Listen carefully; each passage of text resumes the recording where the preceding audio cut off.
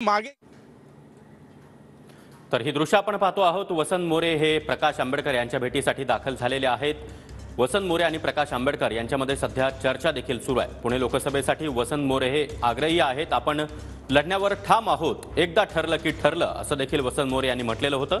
आणि त्याच पार्श्वभूमीवर आता वंचित बहुजन आघाडीचा पाठिंबा आपल्याला मिळावा या इच्छेखातर या मागणीसाठी वसंत मोरे हे प्रकाश आंबेडकर यांची भेट घेण्यासाठी आता दाखल झालेले आहेत।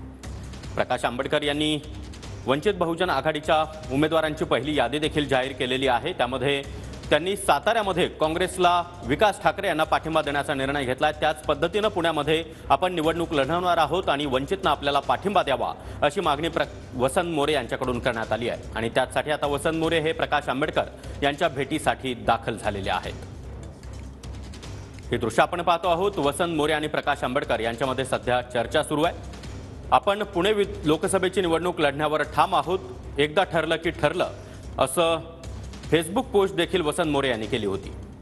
आणि या संदर्भात अधिक माहिती देण्यासाठी आमचे प्रतिनिधी निवृत्ती बाबर सध्या आपल्यासोबत आहेत। निवृत्ती, वसंत मोरे आणि प्रकाश आंबेडकर यांच्यामध्ये सध्या चर्चा सुरू आहे।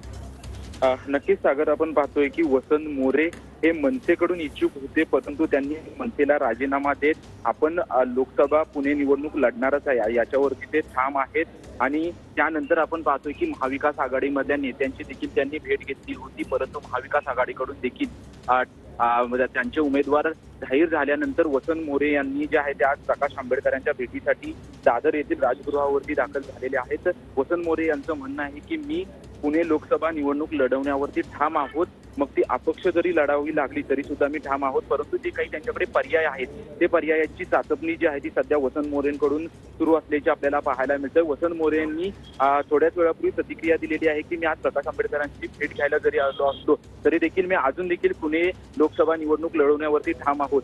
तर आता वंचित बहुजन आघाडीकडून वसंत मोरे यांना पुणे लोकसभेसाठी संधी दिली जाते का हे पाहणं महत्त्वाचं असेल। आता सध्या राजगृहावरती वसंत मोरे आणि त्यांच्यासमोर जे काही त्यांचे समर्थक आहेत आणि प्रकाश आंबेडकर यांच्यामध्ये सध्या चर्चा सुरू आहे। वंचितकडून त्यांना संधी दिली जाते की नाही हे पाहणं महत्त्वाचं असणार आहे। आणि वसंत मोरे यांना वंचितकडून जर संधी दिली तर महाविकास आघाडीचे रवींद्र धंगेकर, भाजपचे मुरलीधर मोहोळ आणि जर वंचित बहुजन आघाडीकडून प्रकाश आंबेडकरांनी वसंत मोरेंना संधी दिली तर तिहेरी लढत जी आहे ती या तिन्ही नेत्यांमध्ये नक्कीच निवृत्ती। त्यामुळे या बैठकीमध्ये काय चर्चा होते, वंचितचा पाठिंबा वसंत मोरे यांना मिळतो का हे पाहणं देखील महत्त्वाचं आहे। धन्यवाद या सविस्तर माहितीसाठी।